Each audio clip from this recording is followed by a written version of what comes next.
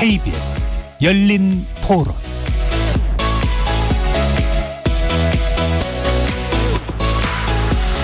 안녕하십니까. KBS 열린 토론 정준희입니다.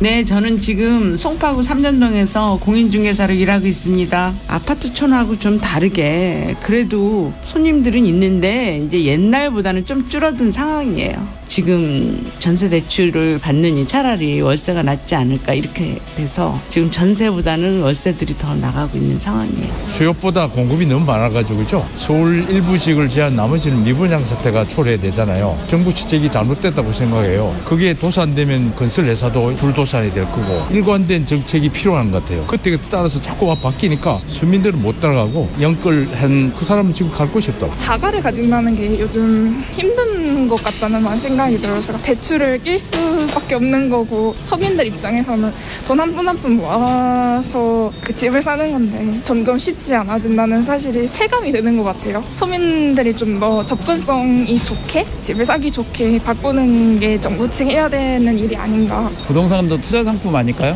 본인의 선택한 거에 대한 책임은 본인이 져야 되는 거죠. 그 연끌에 참여하지 않은 사람과의 불평등한 문제도 발생을 하잖아요. 가장 중요한 거는 국민들, 시민들이 급격한 경착륙으로 인해서 팬데믹 상황을 맞이하지 않는 게 제일 중요할 것 같아요. 거리에서 만나본 시민들의 목소리 들어보셨는데요. 지난 8일 발표된 한국부동산원의 아파트 매매 수급지수 변동률을 보면 전국 73, 수도권 68, 서울은 65로 2012년 이후 역대 최저를 기록했는데요. 이것은 집을 팔겠다는 사람들에 비해 사겠다는 사람들의 수가 계속 줄어들고 있다는 의미이기 때문에 집값 하락세가 가속화되고 있음을 보여줍니다. 거래가 실종된 가운데 집값은 매주 역대 최대 하락폭을 기록 중이고 전셋값 역시 가파르게 떨어지고 있는 상황. 오늘 KBS 열린 토론에서는 세 분의 부동산 전문가와 함께 올 한 해 부동산 시장을 주요 키워드를 통해 진단해보고 2023년 부동산 시장을 전망해보는 시간 갖도록 하겠습니다. KBS 열린 토론 지금부터 시작합니다. 살아있습니다. 토론이 살아있습니다. 살아있는 토론, KBS 열린 토론. 토론은 라디오가 진짜입니다. 진짜 토론, KBS 열린 토론.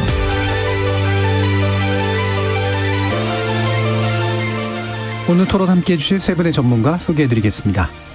데이터에 입각해서 부동산 전망을 하시는 부동산 전문가입니다. 김기원 리치고 대표 나오셨습니다. 안녕하세요. 반갑습니다. 두성규 전 한국건설산업연구원 선임연구위원 자리하셨습니다. 네, 안녕하세요. 반갑습니다. 박원갑 KB국민은행 부동산 수석전문위원 함께하셨습니다. 네, 반갑습니다. 문자로 참여하실 분은 샵 9730으로 의견 남겨주시면 됩니다. 단문은 50원, 장문은 100원에 정보 이용료가 붙습니다. KBS 모바일 콩과 유튜브를 통해서도 무료로 참여하실 수 있습니다. 자, 2022년 우리나라의 부동산 시장을 정리해보는 그런 시간인데요. 각 세 분께서 어떤 키워드로 올해 올 한 해 시장을 보셨는지 한번 이야기 나눠보겠습니다. 먼저 김기현 대표님. 네, 올해 이제 주요 특징으로는 이제 사상 초유의 거래 절벽 현상이라고 꼽을 수 있을 것 같습니다. 미국의 이제 기준금리 인상이 그 어느 때보다 이제 급격하게 너무나도 이제 고평가된 부동산 시장에 이제 엄청난 치명타로 작용을 하게 됐고, 그러면서 매도세 지금 이제 수급 데이터를 보게 되면 매도세가 요 데이터가 이제 2003년 이후로 지금 이제 데이터가 있는데 2003년 이후로 역사상 가장 많은 매도세가 있고요. 매수세는 거의 없어요. 네. 즉 이제 팔자세는 너무 많고 사자세는 거의 없다 보니까 역대급 지금 거래 절벽 현상이 나타나고 있는 거죠. 예. 네. 사상 초유의 거래 절벽이다. 물론 2003년 이후로 일단 판단을 하실 때. 네네. 예, 그렇다는 말씀 주셨습니다. 자, 두성규 박사님. 네, 저는 한 세 가지로 저는 요약을 해봤는데요. 지금 말씀하신 이제 거래 절벽이라는 부분에서 공감을 하고요. 다만 이제 거래 절벽 속에는 아직도 다음에 이제 시장에 대한 희망을 가지고 버티기 하는 쪽도 있고, 예. 또 그 연끌한 쪽에서 이제 팔고 나가려고 팔려고 하지만 시장에서 퇴로가 차단된 즉 매도가 되지 않는 상황이다 보니까 이제 그런 쪽에서도 굉장히 고민하는 그런 분들이 있는 거래 절벽이라는 단어를 통해서 우리가 시장을 볼 수 있을 것 같고요. 그리고 무엇보다 단기간 내에 금리가 굉장히 급등했습니다. 그래서 예. 금리 급등이라는 단어도 우리 시장에 굉장히 현상들을 갖다가 나타내주는 가장 어떤 핵심적인 용어가 아닌가 싶고요. 마지막으로 저는 영끌 막차라는 단어로 제가 한번 조어를 해봤는데요. 예. 결국은 여러 가지 시장 상황에서 주택을 마지막 영혼까지 끌어서 선택하지 않을 수 없었던 분들이 영끌 막차라는 이름 속에서 마지막 매수를 했습니다만 지금 굉장히 매입한 자산 가치의 급락으로 인해서 또 그것에 따른 여러 가지 거래 비용은 굉장히 많이 지금도 추가적으로 들고 있는 그런 상황에서 굉장히 고통을 받고 있는 그래서 저는 금리 급등, 거래 절벽, 영끌 막차 이렇게 예. 한번 정리를 해봤습니다. 세 가지 키워드로 또 정리를 해주셨네요. 자, 박원갑 위원님. 저는 두 가지로 요약을 하겠습니다. 영끌푸어의 순환사. 예. 10년 전에 하우스푸어 사태가 극에 달했죠. 그때에 비해서 영끌을 했으니까 영혼까지 끌어다가 대출을 냈으니까 어떻게 보면 더 고통을 받는 예.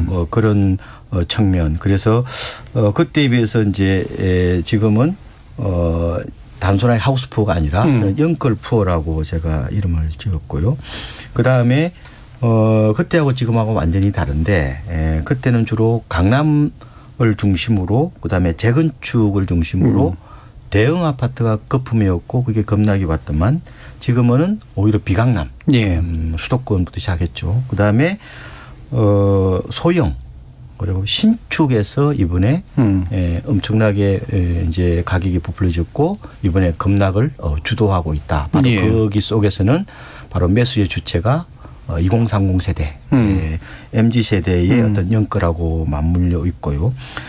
그다음에 두 번째로는 비테크의 몰락.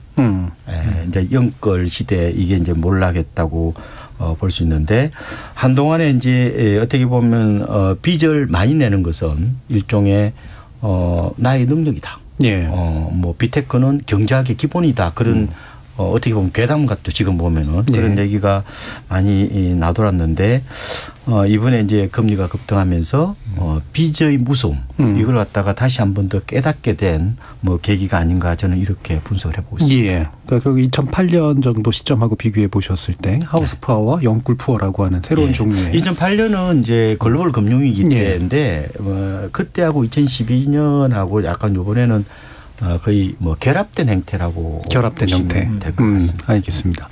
자, 그래서 주로 또 박원갑 수석 전문위원님은 부채 문제에 또 아무래도 집중을 해가지고 이야기를 해주신 것 같네요. 자, 그러면 구체적인 사안들을 좀 살펴볼 텐데 정말로 어느 정도나 지금 가격 하락세가 나타나고 있는 것인가. 뭐 개별 사례들 이게 워낙 사례가 많이 없다 보니까 이 개별 사례가 또 대표적인 거라고 볼 수 있는가라는 문제도 좀 있을 수 있어서요. 이 부분 박원갑 위원님 어떻게 보고 계시나요? 지금은 하락세를 주도하고 있는 곳이요. 주로 대단지 랜드마크 아파트입니다. 아무리 큰 불황이라도 한두 개는 이제 거래가 되겠죠. 요새는 급매물도 아니라 급매물이라고 얘기를 하거든요. 그 매물이 다른 매물까지 연쇄적으로 영향을 주다 보니까 결국은 이 매물이 매물을 부르는 어떤 그런 양상이라고 보면 될 것 같고요. 이미 뭐 반토막 난 데도 있죠. 실거래가 기준으로. 작년 주로 한 가을 정도가 정점인데 그때에 비해서 뭐 송도 같은 데서도 일부 나타나는데 공시가격이 있잖아요. 세금 내는 기준이 공시가격보다 더 싸게 팔린 곳 이른바 이제 역전 현상이 나타난 곳이 주로 수도권에서 뭐 송도나 그다음에 수원 동탄 이런 데서 좀 나타나고요. 서울은 고덕하고 잠실 쪽에서 나타나고 아까 우리 후배가 또 얘기를 하는데 신길뉴타운도 한 30% 이상 빠졌더라고요. 근데 지금 통계치로 보면은 그렇게 잘 체감을 못할 겁니다. 다만 이제 제가 한국 그 부동산은 실거래가 기준으로 지수를 보니까 조금 체감이 돼요. 네네. 그래서 올 들어 9월까지 통계인데 서울이 한 7.1% 정도 하락을 했고요. 수도권은 이제 다 이제 서울, 인천, 경기를 포함하는 겁니다. 이건 한 10.5% 정도, 경기도가 한 11%, 인천이 더 많이 빠져 한 12% 정도 빠졌습니다. 예, 예. 9개월 동안. 이번에 지방은 제가 조사를 해보니까 한 3% 정도 하락을 했는데 어떻게 보면은 지금 경기가 안 좋잖아요. 그러면은 구매력이 좀 취약하고 또 인구도 또 줄고 있는 어떻게 보면 지방이 더 많이 빠질 텐데 네네. 왜 적게 빠졌느냐? 이번 장세에 좀 덜 올랐습니다. 아, 예. 그런 측면, 그러니까 많이 오르면은 많이 떨어진다는 어떤 그런 뭐 세상의 이치가 부동산에도 뭐 그대로 나타난다 이렇게 예. 보시면 될 것 같습니다. 대단지 랜드마크 또 수도권에서 더 많이 빠지는 오히려 지방에서. 그런데 이게 아무래도 이제 가격이 급등했던 지역에서 이제 급히 빠지는 그런 현상으로 보인다라는 말씀 주셨는데 두승기 madam 실제로 이제 지방하고 수도권 차이 같은 것들이 많이 나타나나요? 네, 그렇죠. 지금 뭐 앞에서 우리 박은갑 위원께서 잘 말씀해 주신데 정말 많이 오른 곳들이 많이 빠지고요. 그다음에 이제 수도권 같은 경우는 그동안 GTX 관련해서 네. 호재로 많이 부각이 됐는데 그리고 부각되어서 단기간 내에 급등했던 곳들이 그대로 지금 다 빠지고 있는 그런 모습들을 보여주고 있습니다. 그래서 전반적으로 어떤 지방 같은 경우에는 이제 하락세가 장기화되고 있고 하락폭이 이전보다 더 커지고 있는 건 맞는데 중요한 것은 서울이나 수도권에 비해서 지방은 그 이전부터 이미 좀 하락세에 접어들었기 때문에 그 폭 자체를 단순 비교하기에는 서울이나 수도권보다는 좀 덜한 편입니다. 오히려 서울이나 수도권이 더 심각한 상황이고요. 그래서 지금 한국부동산원의 지금 12월 이번 달의 첫 주 기준으로 본다면 전국적으로는 마이너스 한 주 동안에 마이너스 0.59%가 빠졌는데 지금 지방 같은 경우에는 대체적으로 이런 비슷한 수준으로 되어 있습니다. 그래서 5대 광역시 같은 경우에도 지금 마이너스 0.57 그리고 8개 도에 같은 경우에도 마이너스 0.33 그래서 서울이나 수도권에 비해서는 다소 그 폭 자체는 조금 적은 것 같지만 그 이전부터 굉장히 장기간 지금 하락세를 보이고 있는데요. 여기서 우리가 좀 주 눈길을 끄는 거는 특히 많이 빠진 곳이 이제 부각이 되고 있는데요. 인천이 이제 부각되고 있지만 인천은 이미 이제 수도권에 속하다 보니까 인천을 제외하고 세종시의 하락폭이 굉장히 눈에 띕니다. 그래서 예. 세종시 같은 경우에는 지금 12월 첫 주가 되기 전 그 11월 마지막 주에 마이너스 0.77이라고 해서 굉장히 지금 세종 같은 경우는 거의 2년 가까이 지금 빠지고 있는 상황인데 이번 첫 주에 들어와서 드디어 마이너스 1.02 즉 한 주 동안에 1% 이상의 하락폭을 기록했다는 것은 52주가 1년이라는 걸 계산하게 되면은 1년 동안에 연간 50%가 빠지는 그런 추세로 지금 올라탔다라고 볼 수 있거든요. 그래서 이게 좀 세종 같은 경우에는 2020년도에 천도론 그러니까 이제 수도 천도 네. 부분에 대한 호재로 인해서 한 해 동안에 42%가 올랐던 아이고. 공식적으로 예. 올랐던 비해서 그것과 비교한다면 집값 상승률 1위가 그다음에 그대로 집값 하락률 1위로 돌아오는 그런 모습을 보여준다는 점에서 우리나라 부동산 시장에 굉장히 가격의 등락에 있어서는 예. 왜곡된 모습을 보여주고 있다. 예. 그래서 지금 지방의 경우에도 서울 수도권만큼은 아니지만 충격파에서 아직 헤어나지 못하고 있는 그런 모습을 예. 보여주고 있습니다. 이게 무슨 미국 주식도 아니고 변동성이 이렇게까지 부동산에 제가 크게 조금만 나타나느냐. 부연을 예. 조금 해드리겠습니다. 제가 많이 오르면은 많이 빠진다고 말씀을 드렸는데 KB 시세입니다. 이거는 예. 최근에 3년 동안 아파트값 상승률을 한번 말씀을 드리면은 가장 많이 오른 것이 경기입니다. 47%가 올랐고요. 인천이 43%. 근데 서울은 36%입니다. 그런데 말씀하신 것처럼 세종시가 한 48% 올랐고 대전은 세종하고 거의 교류가 많으니까 사실상 크게 보면 한 도시라고 볼 수 있는데 한 40% 정도 올랐는데 부산 28%, 대구 18%, 울산 24%, 청주 21%, 창원 23%, 제주 29%. 이제 어느 정도 윤곽이 이제 나오잖아요. 그래서 지방은 제가 봤을 때 주로 이제 세종하고 대전이 좀 수도권 못지않게 거품이 있었다 이렇게 보고 대구는 이제 입주 물량하고 분양 물량이 좀 많다 보니까 매물을 어떤 공급 압박 때문에 좀 하락세가 두드러진다 이렇게 보시면 되는데 지방은 어떻게 보면은 수도권과 달리 좀 울퉁불퉁한 지역에 따라서 좀 국지성이 많이 반영된다 이렇게 보시면 될 것 같습니다. 예. 자, 그러면 결국은 이제 이 추세가 얼마만큼 빨리 올라서 이제 빨리 빠지는가라는 부분하고 연결이 될 것 같은데, 거품이라는 건 언제나 터지고 난 다음에 이게 거품이었던 건 안다라고 흔히 얘기를 합니다만, 그럼 이렇게 거품에 이를 정도로 고평가됐다라고 판단할 수 있는 기준들을 우리가 수치를 통해서 볼 수 있는가? 이 부분 김기현 대표님께 좀 부탁드려야 될 것 같네요. 네. 이제 고평가냐 저평가냐를 판단할 수 있는 몇 가지 지표가 있는데요. 예. 일단 첫 번째는 이제 통화량 대비한 저평가 인덱스입니다. 기본적으로 이제 통화량은 계속 상승을 하잖아요.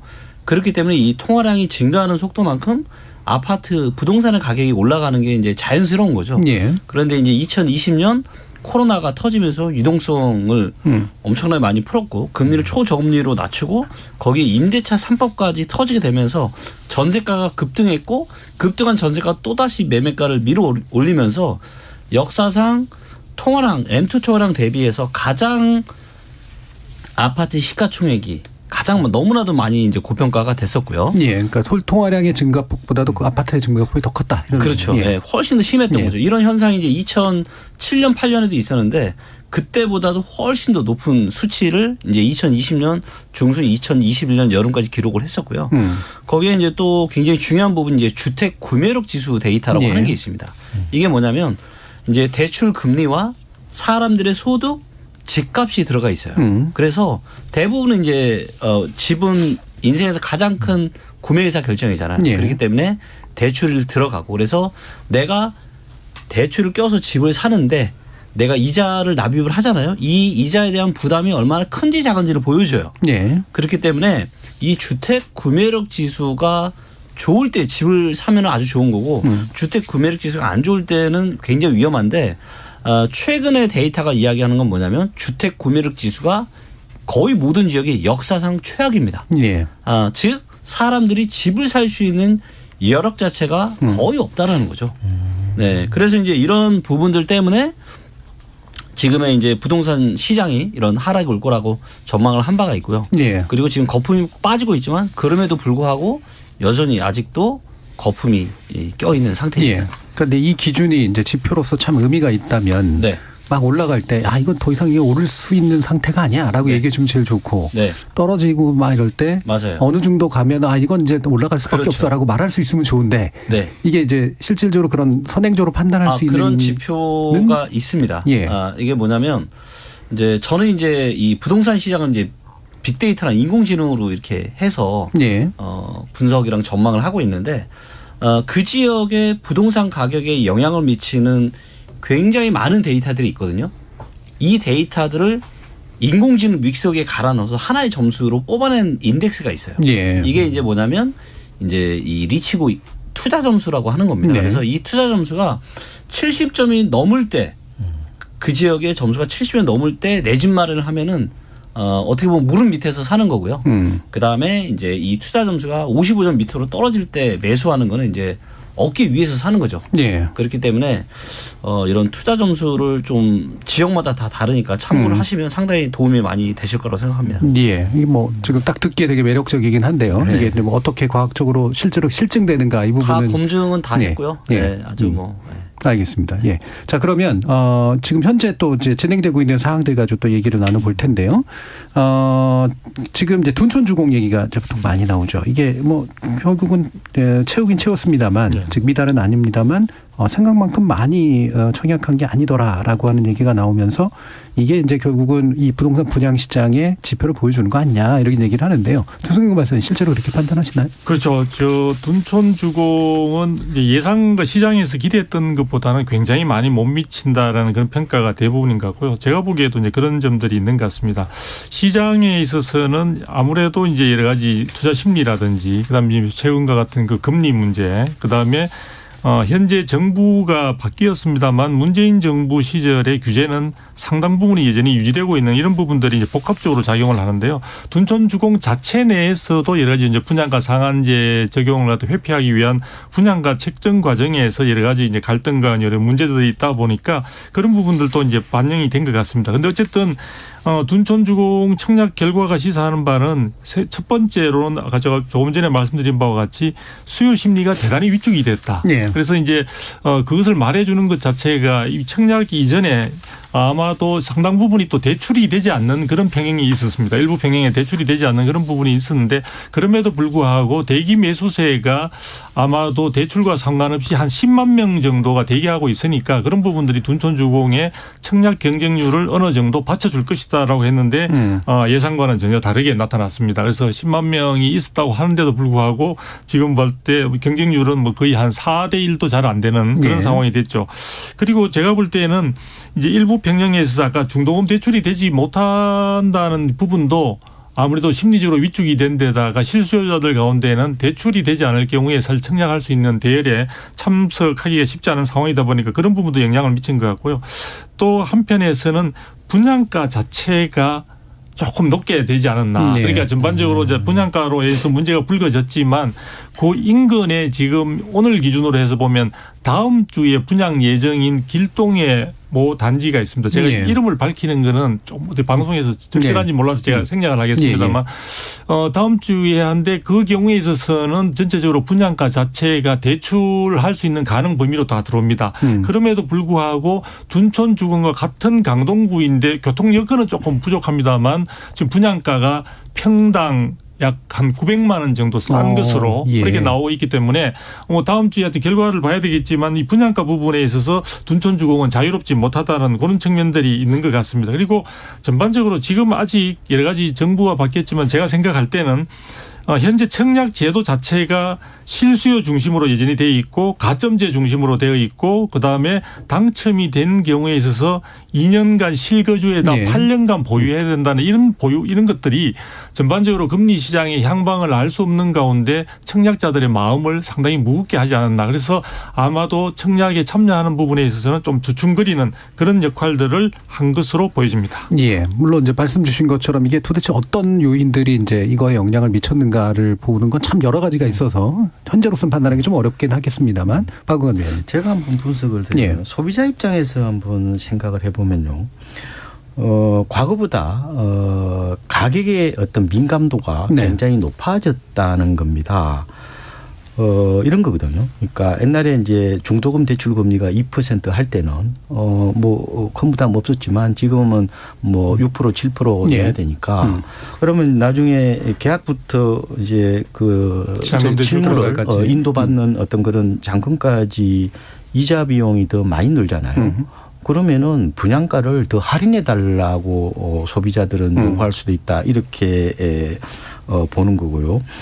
이거는 뭐 물론 뭐 흥행 참패는 아닙니다. 흥행 부진 정도 보시면 되는데 근데 소비자들이 이제 분양받아 손해볼 수 있다는 그런 두려움. 그리고 차라리 주변 시세하고 지금 뭐 헬리오시티하고 뭐 2억 정도밖에 안 차이 나니까 차라리 그거 떨어지면 사는 게 낫지 않느냐 하는 그런 비교 심리도 있는 것 같고요. 그래서 지금은 소비자들이 손해볼지 모른다는 어떤 이른바 손실 회피 심리가 극에 달했다는 걸 보여주는 거고요. 그리고 아무리 입지가 좋고 대단지라도 가격이 안 싸면은 청약에 나서지 않겠다. 그래서 이거는 극단적인 어떤 초양극화 현상으로도 볼 수 있거든요. 근데 이게 내년에 이제 강남에 분양이 많이 대기하고 있습니다. 뭐 반포나 뭐 방배, 뭐 삼성동 이런 데 대기하고 있는데 그 시장하고 이 시장은 약간 다른 것 같아요. 왜냐 이번에 집값 하락의 어떤 게 보면은 서울에서 진앙지라고 할 수 있는 곳이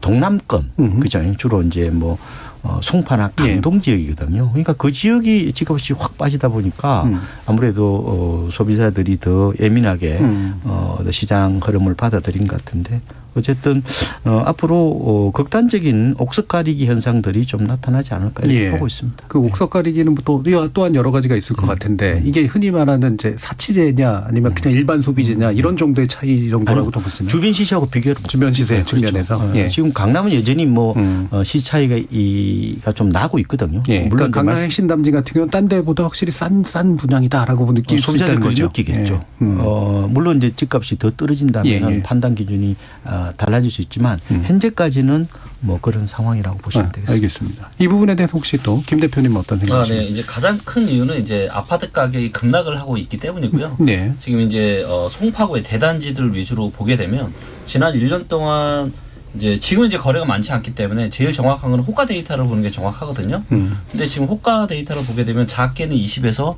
많게는 30%씩 떨어졌어요. 예. 그래서 주변에 이제 비교되는 헬리오 시티 같은 경우도 1년 전 최저 호가가 22억 정도였는데 지금 이제 16억 5천원까지 떨어졌어요. 그리고 실제 아마 거래가 되는 가격은 이거보다 더 낮은 가격에 거래가 될 거예요.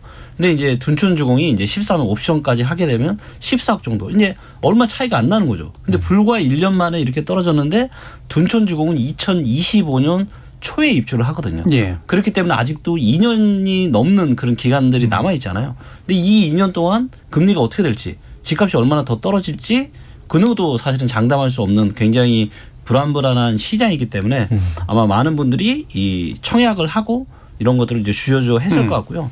그리고 중요한 거는 이 둔촌주공이 이 저조한 성적이 부동산 시장에 상당한 악영향을 미칠 수 있다라는 겁니다. 예. 다들 기억을 하시겠지만 둔촌주공이 3개월 단기 대출을 끌어다가 7,200억이 그렇죠. 넘는 돈을 예. 좀 문제가 고금리 있었죠. 12%라는 고금리로 땡겨다가 지금 사업을 진행을 하고 있는데 이 대출의 만기가 언제냐면 1월 19일입니다. 근데 둔촌주공의 계약은 1월 3일부터 1월 17일까지예요. 예. 통상 청약 경쟁률이 10대 1 정도가 나오면은 미분양이 한 30% 정도 나온다라는 게 이제 업계 정설인데 예. 지금의 이제 둔촌주공의 청약률은 그보다 훨씬 더 못하거든요. 그렇다면 둔촌주공의 내년에 초에 1월달 초에 이 계약률이 우리가 예상하는 것보다 만약에 작게 나올 경우 근데 이 7천억이 넘는 이 단기 대출에 만기는 또 있고 그렇다면 과연 이게 어떻게 될지 이게 만약에 잘 풀리지 않는다라면 또다시 뭔가 부동산 시장에 상당한 이제 좀 안 좋은 악영향을 미치지 않을까. 그래서 이 부분이 또 분양 시장에 바로 이런 금융경색 관련된 문제하고 연관이 될 것 같은데요. 박은건 의원님. 지금 미분양 그렇게 많은 수준은 아니에요. 근데 이제 정가폭 이게 이제 문제라고 보면 되는데 지금 미분양이 한 4만 2천 가구 정도가 돼요. 근데 2008년 말 리먼 사태 터지고 나서 그때가 16만 가구 정도 되었고요. 그리고 제가 93년부터 데이터를 한번 봤어요. 28년 동안 평균이 한 7만 5천 가구입니다. 아까 제가 4만 2천 가구라는 여전히 이제 뭐 그렇게 많지는 않. 앞으로 이제 문제는 계약업수적으로 늘어날 가능성이 있다. 뭐 이것 때문에 다들 이제 걱정을 하는 건데. 경기가 좋을 때는 이런 뭐 프로젝트 파이낸싱이라고 그러죠. PF가 별로 문제가 되지도 않고 위험성도 커지지 않죠. 그런데 지금은 주로 이게 김 대표님 말씀하신 것처럼 이게 만기가 짧은 주로 어물 중심으로 네네. 이렇게 주기적으로 어떻게 보면 발행하고 갖고 하는 그런 구조인데 이게 이제 차원 발행이잖아요. 이 부분에 대해서 약간 좀 어려워지는 어떤 그런 측면도 있는 것 같고 그래서 지금 금융권의 PF 잔액이 한 112조 정도가 되는데 이게 어마어마한 겁니다. 4년 전에 60조밖에 되지 않았어요. 예. 이제 엄청나게 이제 늘어난 건데 그래서 제 생각에는 다행히 최근 들어서 이제 어떻게 보면 국채나 어떤 뭐 한전채 뭐 이런 쪽은 금리가 많이 떨어졌어요. 그런데 지금 회사채는 그렇게 많이 안 떨어졌는데 만약 금리가 더 오르게 되면은 더 리스크 관리를 해야 될 것 같고 건설업체 측면에서 보면은 이게 주택산업 비중이 높은 중소형 건설사들이 좀 걱정을 좀 해야 되거든요. 이걸 보면 이제 천수답 경제라고 그럽니다. 예. 통국 비중이 높은 데는 그렇게 뭐 위험성은 없겠지만 어쨌든 이번 계기로 주택산업도 상당한 어떤 그런 구조조정이 불가피하지 않을까 이렇게 보고 있습니다. 저도 약간 보충 설명을 좀 드리자면은 지금 이제 시장에서 결국은 PF나 이런 부분들이 잘 되기 위해서는 건설업 자체가 기본적으로 이제 상당히 건설업에 대한 신용도가 금융기관에서 낮게 평가를 하고 있습니다. 그런 상황에서 뭔가 사업에 있어서 사업성을 제대로 이제 보장하고 또 보여줘야 되는데 이번에 이제 둔촌주공에서 보다시피 이 청약 경쟁률 자체가 지금 서울의 아파트의 평균 1순위 청약 경쟁률이 1년 전에 163.8대 1인데 지금 9.3대 1로 5.6% 수준으로 떨어졌습니다. 그 말은 뭐냐면 굉장히 청약에 참여하는 사람들의 마음이 얼어붙었다는 거죠.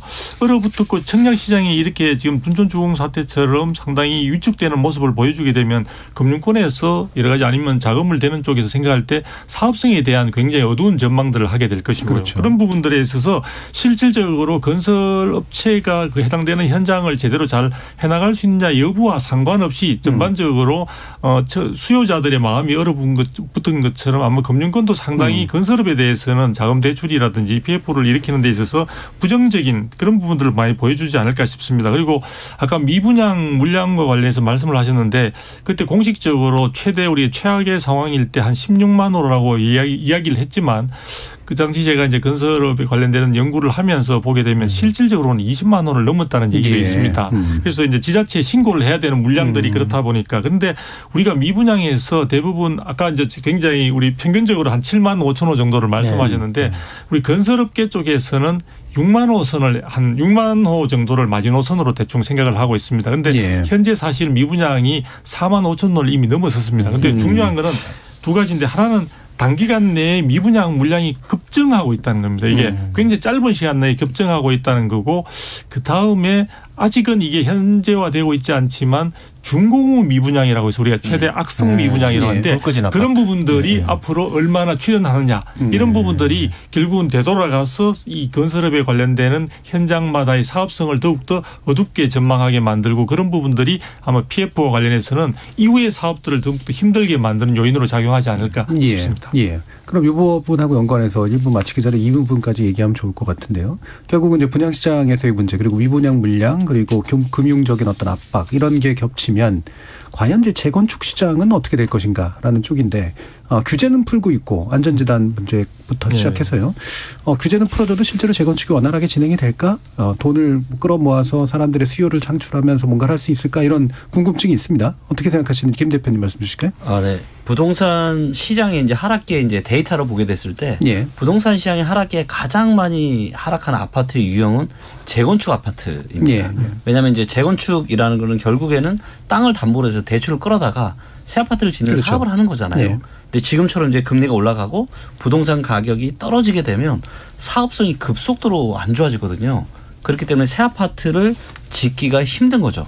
그래서 이제 이런 하락기에 재건축 아파트들이 많이 떨어지고 있고 실제 최근의 데이터를 봐도 오래된 아파트들이 많이 떨어지고 있는데 근데 이런 시기에 오는 저는 오히려 정부가 재건축에 대한 이런 규제나 이런 규제를 다 풀고 완화 정책을 하는 게 맞다라고 봐요. 지금 대한민국의 이 아파트 그러니까 사람도 고령화가 됐지만 아파트 고령화도 상당히 심각한 문제거든요. 근데 이게 자칫 상승기에 어떤 이런 규제들을 풀고 어떤 재건축에 대한 이거 기대감을 갖게 하면 이게 또 가격이 급등으로 이어지기 때문에 오히려 지금처럼 이런 가격이 좀 정상화되는 이런 시기에 정부가 좀 더 적극적으로 어떤 재건축에 대한 규제를 다 풀고 이렇게 가는 방향이 저는 맞다라고 봅니다. 그러니까 풀어도 잘 안 될 것이냐 될 거냐 이 부분이 아니라 오히려 잘 안 되고 있기 때문에 이때 푸는 게 낫다.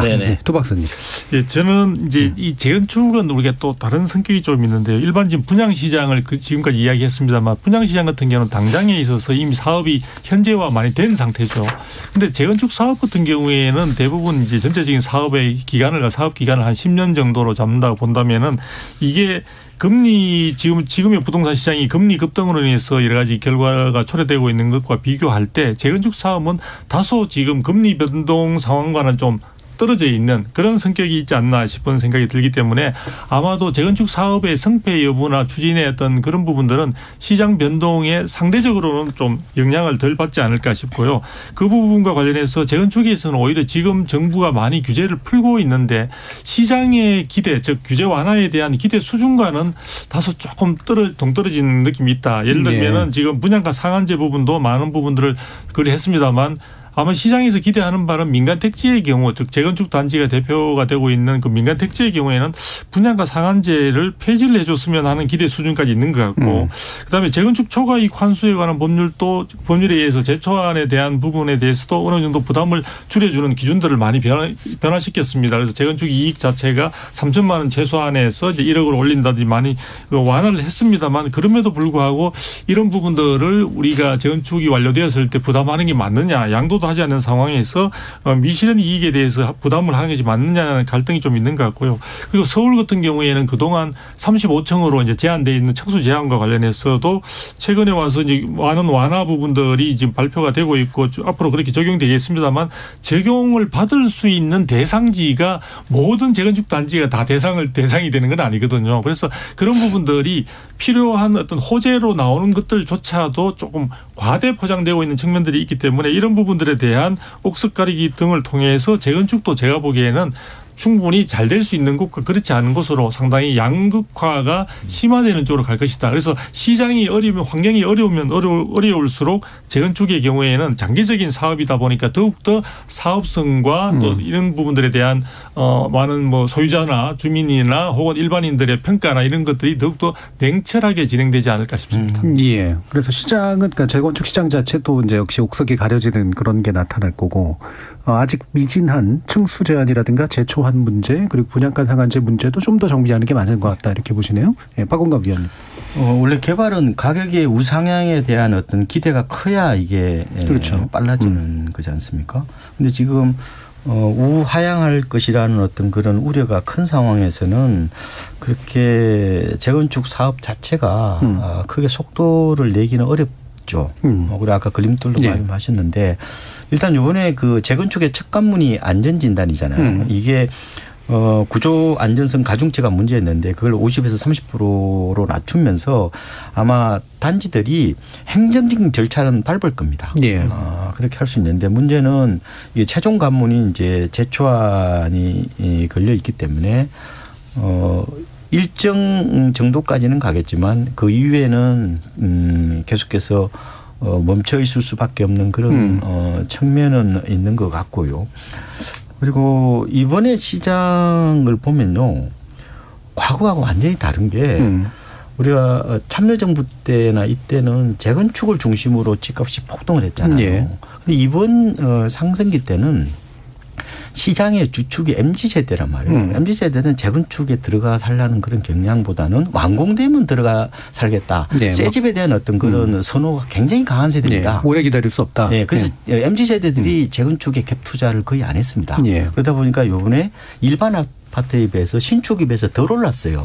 그러다 보니까 이번에 물론 이제 뭐 잠실이나 뭐 대치동에서는 뭐 30% 정도 빠졌지만 뭐 목동이라든지 여의도 이런 데서 가격이 크게 안 빠졌거든요. 뭐 지금 반토막 얘기가 나오지만 지금 재건축에서 반토막 얘기는 나오지는 않고 있는데, 그거는 이제 MZ세대의 어떤 그런 취향도 있고 또 규제 완화에 대한 기대감도 예. 있어서 그렇게 많이는 어쨌든 빠지고 있지 않는데, 제 생각에는 지금 상황에서 보면은 정부의 어떤 그런 규제 완화는 추가 하락을 다소 줄여주는 어떤 완충, 뭐 연착륙 정도의 도움을 주는 효과 정도로 보면 되고요. 과거처럼 이게 뭐 상승 반전의 어떤 거는 뭐 시발탄이 된다, 그렇게 보기는 지금 고금리 태풍이 녹록지 않다, 이렇게 네. 보시면 될 것 같고, 이번 기회에 어쨌든 간에 뭐 도심의 주택 공급은 늘려야 되니까요.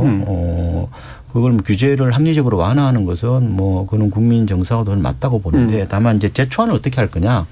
이 정부가 이제 완화안을 해놨는데 야당에서 어느 정도 동의할 것인지, 그리고 그 부분에 대해서는 조합원들은 사실상 2017년 관리처분 계획 인가를 받을 때까지만 해도 사실상 안 냈거든요. 그런데 예.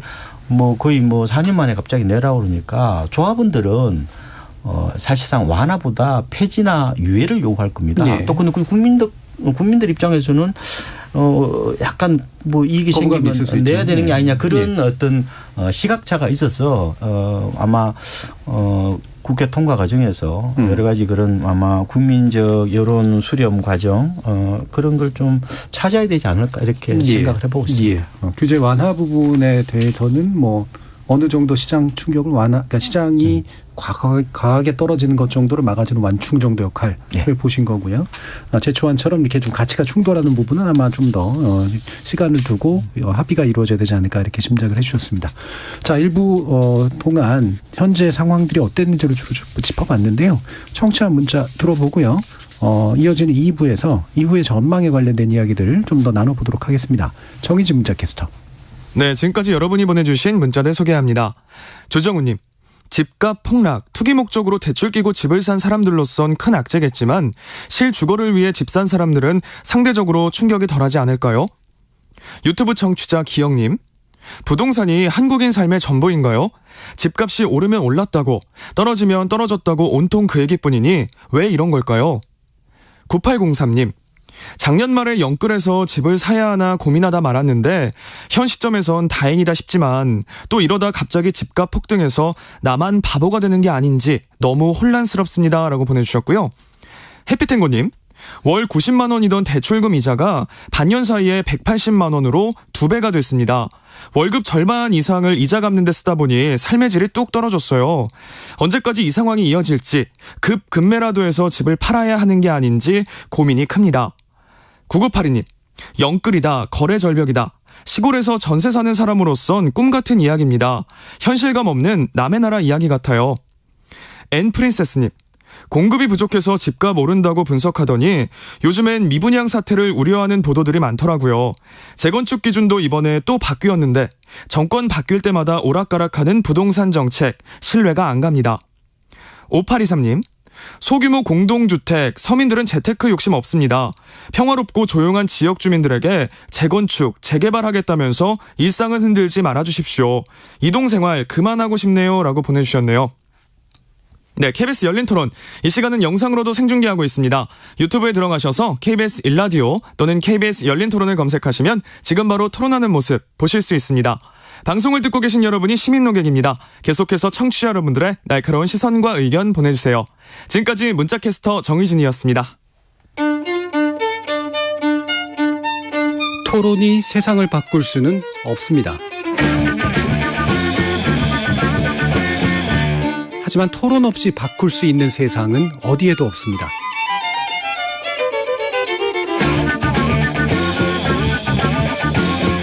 세상의 선한 변화를 갈망하는 당신. 정답이 아니라 질문의 힘을 믿는 당신. 우리 KBS 열린 토론에서 만납시다.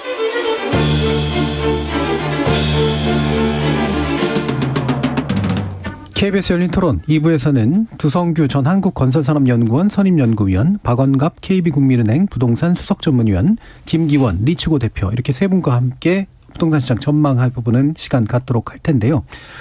일단 먼저 요거는 일부에서 원래 다루려고 했습니다만 전망과 연결되는 또 부분도 있어서 초대에 좀 다뤄볼까 하는데 지금 이른바 이제 천채 빌라 사건이 이제 뭐 여기저기 입길에 오르고 있는데요. 참 미스테리어스한 사건이기도 하고 그래서 이게 도대체 무슨 사건이고 도대체 어떤 것들을 보여주고 있는가 한번 좀 짚어봤으면 좋겠습니다. 박원관 원 위원님 어떻습니까? 이게 사실상 기업형 갭 투자 사고라고 저는 말씀드리고 싶은데 이 대부분 이게 전세 보증금은 내 돈이 아니에요. 그렇죠. 그 세입자 돈이에요. 세입자를 사실상 무이자로 빌려서 자기 어떤 경제적인 이득을 취하려는 다소 이기적인 형태의 투자 패턴이라고 보면 되는데요. 근데 저는 이게 이제 최근 들어서 갭 투자가 너무 일반화됐다는 거예요. 물론 이런 이제 대부분의 어떤 서민들 혹은 2030 세대들은 돈이 좀 모자라니까 일단 전세를 끼놨다가 전세를 끼고 샀다가 나중에 입주하겠다는 저는 그걸 선량한 갭 투자라고 얘기를 하는데 이제 문제는 기업형 이제 갭 투자가 이제 이게 속출하다 보니까 문제가 나타나는데요. 그래서 저는 이 전세 보증금에 대해서 인식을 좀 달리 해야 되는 게 아니냐 그런 생각이 드는데 이게 이제 개인적인 사정은 어떻게 됐든지 간에 그 자체에는 위험성이 내포되어 있다는 건데요.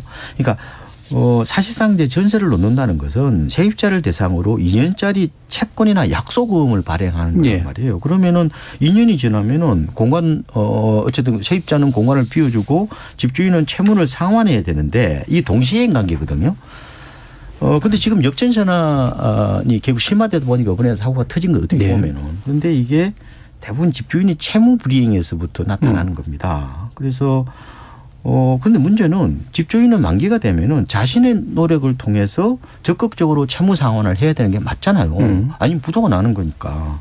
근데 지금 문제가 뭐냐면 인식 자체가 또 다른 어떻게 보면 세입자를 구해서 채무 상환을 하려고 이제 그러는 거죠. 이 일종의 빚 돌려막기입니다. 네, 일반적으로 그렇게 하죠. 네, 근데 그게 이제 너무 관행화되다 보니까 어떻게 보면은 우리가 책임감을 많이 못 느끼고 있는데 뭐 저도 이 자본주의 사회에서 돈 버는 걸 누가 말리겠습니까? 이거는 자유인데 경제적 약자인 세입자한테 피해를 줘서는 안 된다는 생각이 들고요. 그래서 기본적으로 이 전세 보증금이 내 재산이 아니라 빚이다. 세입자가 잠시 집주인한테 맡긴 예치금이라는 그런 인식을 좀 분명하게 해야 되고 그리고 갭 투자를 하더라도 세입자한테 적어도 미안함을 가져야 되고 불상사가 일어나지 않도록 해야 되는 게 아니냐. 네.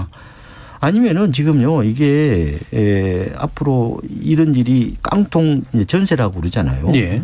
이게 아마 속출할 가능성이 있습니다. 네. 뭐냐면 깡통 주택이 되면요. 거기 살고 있는 세입자는 깡통 전세가 되는 거예요. 네. 그래서 우리가 너무 어떻게 보면 갭 투자를 그냥 뭐 하나의 뭐 시장이 관행인 것처럼 생각하고 요새 또 모바일 앱 같은 데 보면은 갭가격이라고 갭가격. 네. 그러니까 일종의 이제 매매 가격 전세 가격을 뺀 그 차이 갭가격으로 투자를 할 수 있는 아파트를 늘어났어요. 근데 기능적으로 이렇게 이제 갭 투자를 너무 쉽게 편리하도록 하다 보니까 우리도 모르게 아무런 문제의식을 갖지 못하게 한다. 근데 평상시 때는 이게 어떻게 보면 빚 돌려막기가 잘 되면 관계없는데 위기 때는 결국은 나의 어떤 그런 경제적 목적으로 하는 어떤 갭 투자가 세입자를 불행에 빠뜨릴 수 있다는 저는 그런 점에 대해서 좀 우리 모두가 좀 사회적 각성을 해야 되는 게 아니냐 그런 좀 생각을 해보고 있습니다. 예.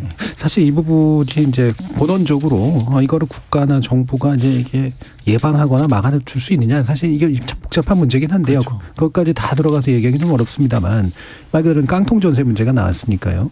이를테면 이제 이거를 이행할 능력이 없는 또는 이제 전세값이 떨어지면서 집주인이 이걸 어떻게 할 수 없는 그런 상태가 되면서 생기는 여파 이런 것들이 좀 심각할 것 같아서 더 한번 말씀 나눠보죠. 예, 그래서 지금 이제 말씀을 잘해 주셨는데 정말 이 전세금 자체를 그 세입자가 정말 집주인한테 맡겨놓는 것에 어떤 그런 인식을 하라는 말씀을 잘 하셨는데 그 부분과 관련해서는 우리나라의 민법상 지금 전세권이라는 제도가 있습니다. 등기를 통해서 이제 설정할 수 있도록 되어 있고 아마 지금 같은 경우는 아주 고액 전세 같으면 전세권 등기를 이용해서 이제 전세권을 설정할 건데 지금 이제 대부분의 경우에서는 그 부분에 등기를 한다든지 절차상 복잡하고 비용도 들고 하니까 지금의 이제 임대차라고 해서 채권 성격의 임대차를 인용하고 있는데요. 이번 사안의 경우에 있어서도 사실은 여러 가지 이제 많은 이야기들이 나오고 정부에서도 보증보험을 통해서 충분히 세입자 보호를 강화하고 있다라고 이야기를 많이 하고 있는데요. 그 내면을 들여다보게 되면은 실질적으로 세입자들 가운데 상당수는 그 보호 대상에서 좀 방치되고 있는 외면되고 있는 그런 측면도 있지 않나 싶습니다. 무슨 얘기냐면은 실질적으로 이제 보증보험에 가입하려면은 아무나 다 집주인의 어떤 그런 부분들과 관련해서 임대차가 들어왔을 때 전세와 관련해서 보증보험을 가입을 시켜주는 것이 아니라 보증기관의 심사를 거치게 되는데요. 심사를 거치는 과정에서 지금 만일에 건저당이 설정되어 있다든지 해가지고 전체 선순위 채권 그러니까 전세 보증금보다 먼저 우선하는 권리의 선순위 채권이 집값의 60% 이하가 아니면은 아예 보증기관에서 보증보험을 받아주질 않습니다. 예. 그러다 보니까 상당히 이번에 사안처럼 상당히 그 집주인이 그런 부분과 관련해서 부채가 상당히 뭐 많이 있다든지 그런 경우에 있어서는 세입자가 이것을 갖다 안전하게 하기 위해서 자기가 보증보험료를 부담하고서라도 보증보험에 가입하려고 하는 경우에조차도 거부되는 그런 경우들이 있기 때문에 세입자들은 그런 경우에 있어서는 그 집을 입주하지 않는다든지 그런 선택 외에는 사실은 어떤 보증보험이라는 제도를 통해서 보장이 안 되고 있는 상황이 아니냐. 그래서 제가 볼 때는 오히려 이런 부분에서 정부가 보증상품과 관련해서 뭐 주택금융공사나 주택도시보증공사나 서울보증보험 등 여러 가지 보증보험이 있으니까 걱정하지 마시라가 아니라 실질적으로 보증보험의 가입이 거절되는 그런 대상들이 상당히 많다는 점에서 그런 외면받는 대상자들을 위해서 뭔가 새로운 제도적인 장치를 보완 장치를 시급히 좀 검토해 봐야 되지 않나. 그런 부분이 있다면은 이러한 사태를 갖다가 재발하는 데도 상당히 도움이 되지 않을까 싶습니다. 예. 자, 그러면 이 상황에 대해서 좀 더 얘기를 나눠볼 텐데요. 이른바 깡통전세라고 부르는 집값보다 전세값이 오히려 더 높은 현상, 집값이 너무 떨어져서 나타난 또 현상, 또 전세값이 과하게 계속 떨어지면서 기존에 있는 세입자의 보증금을 이제 집주인이 새로운 세입자를 통해서 줄 수 없는 현상, 이런 것들이 이제 어느 정도까지 심각하거나 또는 이어지게 될 건가에 대한 이야기를 좀 더 나눠보고 싶은데요. 김 대표님 어떻게 보시나요? 네. 이런 문제는 앞으로도 이제 상당히 좀 더 이제 이어질 걸로 지금 보고 있고요. 사실 이제 이런 문제가 주로 이제 발생을 하는 게 이제 빌라 쪽, 오피스텔. 지금 데이터를 보게 되면 아파트 쪽도 지금 전세가율이 굉장히 높은 지역들이 꽤 많은데 심지어는 이제 100% 넘는 지역도 있어요. 집값하고 똑같은 전세가 더 높은 거죠. 예. 매매가보다 100%. 그런 지역이 있습니다. 아파트도 있는데 사실 넘어서는 거죠. 넘어서는 거죠. 네. 그러니까 예를 들어서 매매가가 3억인데 전세가 3억 2천인 거죠. 그런데 사실 가장 심각한 문제는 이제 오피스텔 쪽하고 빌라 쪽에 문제가 있습니다. 이제 아무래도 이제 아파트 같은 경우는 그래도 우리가 이 가격이라는 것을 우리가 확인해 볼 수 있는 여러 이제 앱이나 이런 정보를 제공하는 것들이 많잖아요. 근데 빌라나 오피스텔 같은 경우는 이 매매가나 전세가에 대한 이런 어떻게 보면 이제 표준화된 이런 게 없다 보니까 그러다 보니까 그런 것들을 악용을 해서 그 안에서 이런 어떤 사기 사건을 또 하는 경우도 굉장히 좀 많이 있는 것 같고요. 그리고 이제 지금은 금리가 지금 또 뭐 파월이 이제 금리를 속도 조절하겠다라고는 했지만 금리의 최고점은 앞으로도 더 높아질 수 있다는 얘기를 지속적으로 하고 있잖아요. 예. 그렇다면 내년에도 이제 금리 인상은 그렇게 쉽게 진정이 되지 않을 거고 그렇기 때문에 지금은 이제 어떤 매매가와 전세가 역전이 될 수 있는 그런 가능성은 그리고 그런 지역들은 가면 갈수록 더 많아질 걸로 예상이 됩니다. 방금 대출 얘기도 해주신 김에 우리나라 가계대출 리스크는 어느 정도 위험하다고 좀 판단하시나요?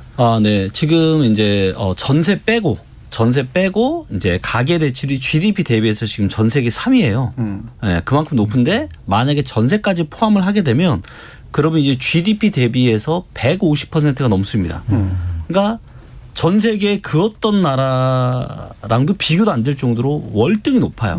근데 지금 이제 이런 역전세 문제들이 발생을 하게 되면서 이런 전세 쪽에 자금의 문제가 계속 발생을 하게 된다라면 거기에 이제 금리 인상까지 같이 이렇게 내년에 맞물리게 된다라면 이런 부채 폭탄이 이제 혹시라도 갈수록 더 심화될 수 있는 그런 가능성도 염두에 둬야 할 것으로 보입니다. 예. 그래서 지금 아까 이제 박원갑 위원님께서 얘기해 주신 게 MZ 세대가 이제 영끌족의 대표고 그들이 엄청난 돈을 끌어서 지금 이제 집을 사놨는데 이건 뭐 부채도 감당하지 못하고 생활비도 없는 현상 이런 것들이 이제 나타나서 급금매로 던져야 될지 이걸 끼고 살아야 되는지 고민들을 이제 하지 않겠습니까? 이 부분 어떻게 생각하십니까? 주식이 아니잖아요. 예. 쉬운 의사결정은 아닌데요. 저는 한 두 가지 정도 제가 팁을 드리고 싶으면 일단은 부채 다이어트라고 그래서 리파이낸싱라고 얘기를 하죠. 그러니까 대출 갈아타기 방법을 일단은 고려를 해야 되는데요. 정부가 내년에 특례 이 보금자리론을 내놓잖아요. 그러면 이제 주택 가격은 이제 9억까지, 대출 금액은 5억, 소득 제한이 없어요. 아마 대출 금리는 한 4%대 중반 정도 될 거로 보이는데, 그러니까 정책 대출 쪽으로 그걸 일단은 그걸 통해서 채무 이자를 줄일 필요가 있다는 생각이 들고요.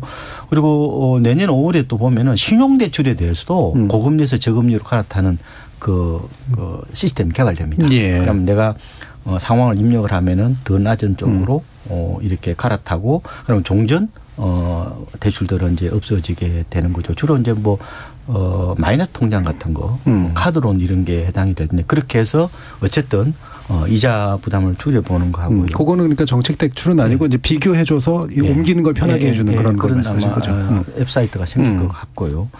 그 다음에는 결국은 이제 부채를 어떻게 줄일 거냐 하는 부분이거든요. 보면은 보통 이제 기성세대들이 했던 방법도 나쁘지 않습니다. 그러니까 전세가 비싸잖아요. 그러면 이제 더 싼 전세로 옮기는 거죠. 그 차익을 이제 아예 뭐 대출 상환으로 대출의 일부를 쓴다든지 그리고 건재당이 또 설정돼 있으면은 또 전세가 안 나가요. 예.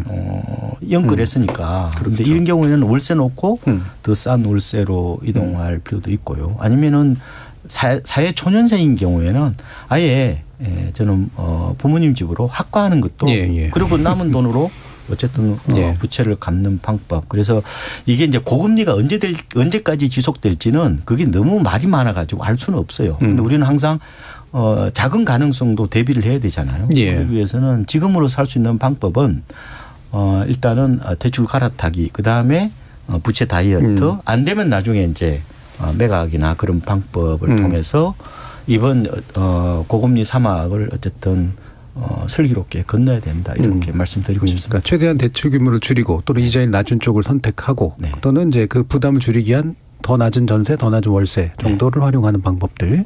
자, 두 박사님. 예, 그래서 좀 구체적인 그런 방법론에 대해서 저도 뭐 그 공감을 합니다. 그리고 정부는 지금 안심전환대출이라는 것을 최근에 이제 해가지고 그 대상 부분도 저도 점점 확대하고 있고 하기 때문에 아마 정부가 추가적인 그런 방안들이 나올 것으로 보여지는데요.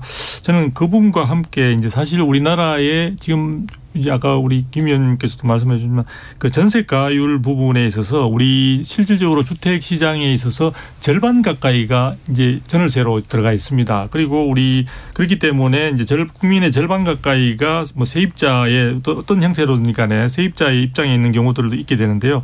그동안 전세는 우리가 이제 LTV라고 해서 주택담보대출 비율 자체를 굉장히 100% 이하로 해서 엄격하게 제한을 하고 투기와 LGU 같은 경우에는 뭐 20, 30%까지 억제를 하고 있었기 때문에 상대적으로 부실화 부분에 대한 우려가 전혀 없었다고 해도 과언이 아닌데 최근에 주택 가격의 급락으로 인해서 이제 전세와 어떤 주택 가격 자체가 시세가 역전하는 그런 현상 등으로 인해서 전반적으로 금융권에 있는 그 담보물 자체에 대한 그 자체 담보물의 가치가 굉장히 부실화되는 양상들을 보여주고 있습니다. 그래서 저는 우리 박은갑 위원님이 말씀해 주신 그런 부분들에 대해서 공감을 하면서 그와 함께 정부가 가격에 저는 직접적인 개입을 원하지는 않지만 지금 시장 상황에서 가격을 폭락시키는 그런 요인들 부분들에 대한 환경적 요소를 최소화시킬 수 있는 정부의 노력도 좀 필요하다. 정부가 지금은 가격 하락 자체를 오히려 즐기고 있는 느낌의 주무장관의 발언도 가끔 있다 해서 있고 그렇죠. 해서 그 부분을 그렇게 생각을 할 건 아니고 이게 만일에 담보물 가치가 굉장히 부실화되면 이것은 이 위험은 단순히 부동산 시장에 그치지 않고 금융시장으로 그 부실화가 전이될 수 있는 가능성 그런 부분들도 우리가 조금 염두에 두어야 되지 않느냐 싶습니다. 그러니까 가격 측면에서도 좀 더 연착륙이라든가 충격이 덜하도록 만드는 그런 것도 고민할 필요가 있다. 이런 말씀 주셨고요. 자, 그러면 이제 그 남은 시간 동안 과연 이제 부동시장이 어느 정도까지 이제 이 추세로 갈 거냐에 대한 전망을 좀 해보고 정부가 어떤 일을 할 거냐 요 얘기를 해보면 좋을 것 같은데요. 자, 김 대표님 아까 뭐 지수도 얘기해 주셨으니까 이게 지금이 살 시점은 아니라고 분명히 조언하실 것 같아요. 근데 어느 정도까지 이 시기가 지속될 거라고 좀 보시나요? 거기에는 이제 지금의 이제 미국의 기준금리가 어디까지 올라갈지 그리고 또 정부가 이 부동산 규제를 제거하는 정도가 아니라 이제 부동산 부양 정책을 아마 또 펼치게 될 거예요. 그래서 이 부동산 부양 정책을 언제 어떤 카드를 또 쓸 것인지 여기에 따라서 좀 달라질 것 같은데요. 지금 이제 대략적으로 예상을 해보게 되면 수도권 기준으로는 정말로 빠르면 2024년 한 가을 연말 정도 생각하고 있고요.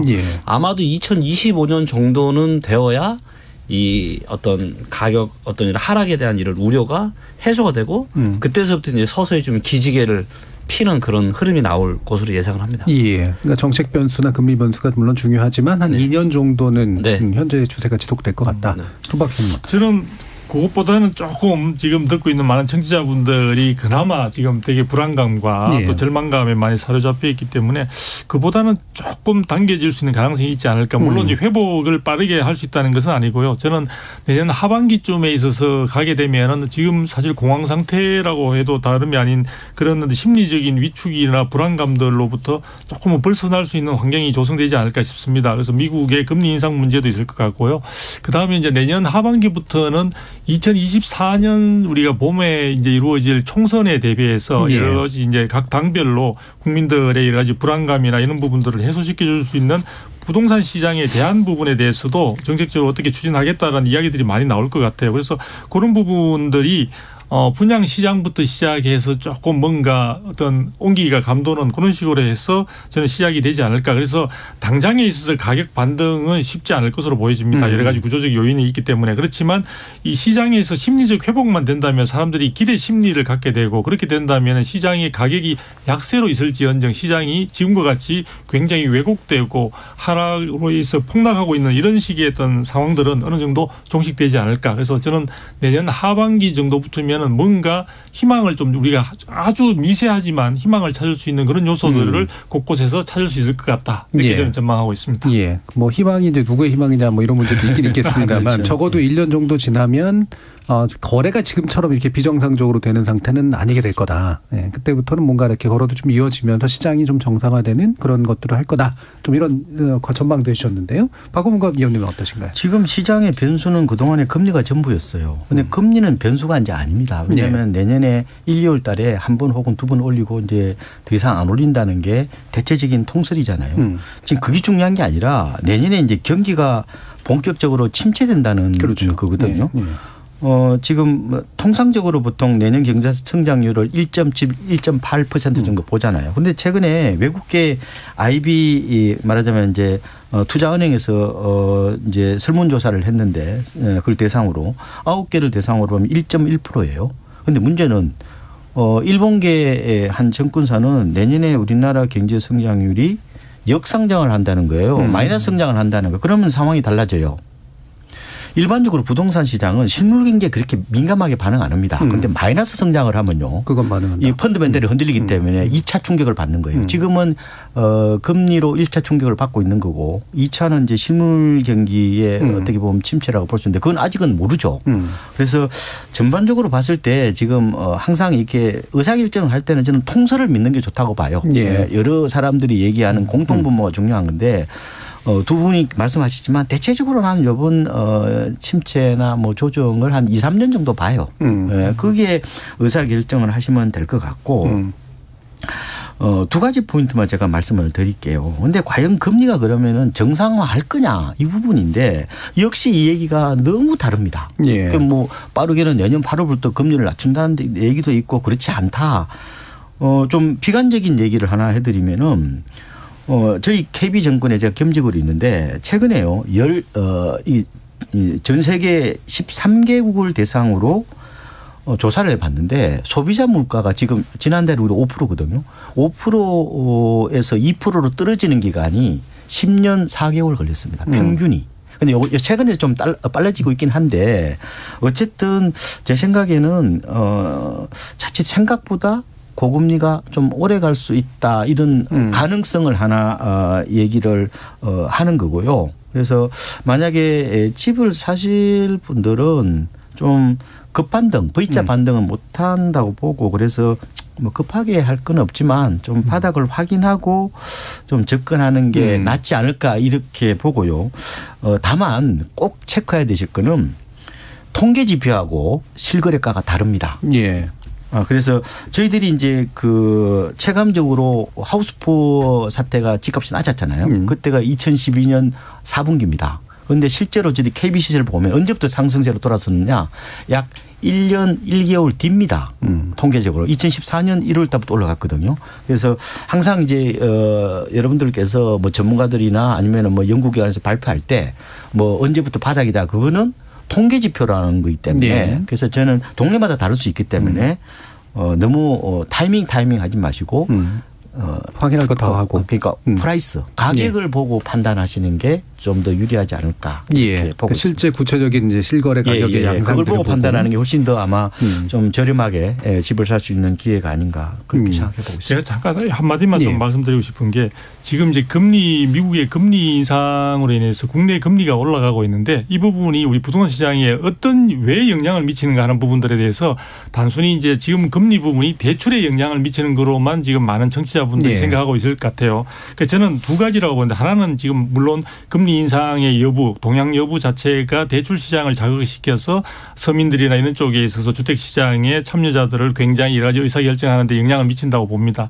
또 하나는 지금 시중에 사실은 금리가 만일에 지금 상단을 찍고 하락하는 상황이 된다면은 지금 금융권으로 들어가 있는 시중에 아주 풍부한 유동 자금이 있습니다. 그 자금들이 금리 변동 상황에 따라 다시 부동산 시장으로 유턴할 수 있는 가능성이 많다는 거죠. 그래서 예. 지금 국내 1% 이내의 자산가들한테 향후에도 자산 부분에 대한 투자와 관련해서 가장 유력한 수단을 뭐로 보느냐 했을 때 부동산으로 봤다는 설문조사가 있듯이 네, 네. 지금 시중에서 제가 조사를 해보니까 9월 기준으로 해서 시중에 지금 광의의 부동산 유동자금이 M2라고 했을 때 3,700조를 지금 넘어서고 있습니다. 그 자금들이 언제든지 사실은 예금리 상태에서 부동산으로 돌아갈 수 있는 그런 부분의 영향도 금리의 시장의 변동이 굉장히 영향을 미친다는 점을 예. 두 가지로 나눠서 생각하면 좋을 것 같습니다. 예. 짧게는 1년, 길게는 한 2, 3년 정도까지는 좀 제대로 관심을 두고 지켜보시는 그런 관점에서 부동산 문제를 접근하시면 좋을 것 같고요. 자, 이제 마지막으로 마무리 발언으로 대체하면서 현재 정부가 여러 가지 이제 주로는 규제 완화책 같은 것들을 이제 내놓고 있긴 합니다만 과연 이 시기에 어떤 정책에 좀 초점을 맞춰주는 것이 좋을지 정리를 한번 해보도록 하죠. 김기현 대표님도 말씀 주시죠. 네. 부동산 시장이 이제 사이클에 따라서 정부의 이제 정책은 달라집니다. 부동산 시장이 뜨겁게 달아오르면 그때서부터 규제 정책을 펼치게 되고 규제 정책을 펼치고 나서 4, 5년이 지나면 시장이 또 꺾이고 그리고 나서 시장이 또 안 좋아지면 그때 가서는 또다시 이제 부양 정책을 또 펼치게 되어 있습니다. 저는 지금 이제 대한민국 부동산 시장에 박혀 있는 여러 가지 이제 좀 이상한 규제들이 굉장히 많거든요. 그런 규제들을 좀 빠르게 좀 이렇게 좀 해제를 좀 했으면 좋겠고요. 그리고 그와 더불어서 지금의 이 하락 패턴을 보게 되면 지금 이제 금융위기 이후에 완만한 하락 패턴이 아니에요. 지금 나타나고 있는 하락세는 IMF 때 나타났던 급락형 패턴은 굉장히 가깝거든요. 예. 그만큼 굉장히 지금 심각한 이 부동산 가격의 하락이 개인들한테도 상당한 악영향을 미치고 있고 예. 또 부동산 관련한 기업들한테도 지금 상당한 악영향을 미치고 있어요.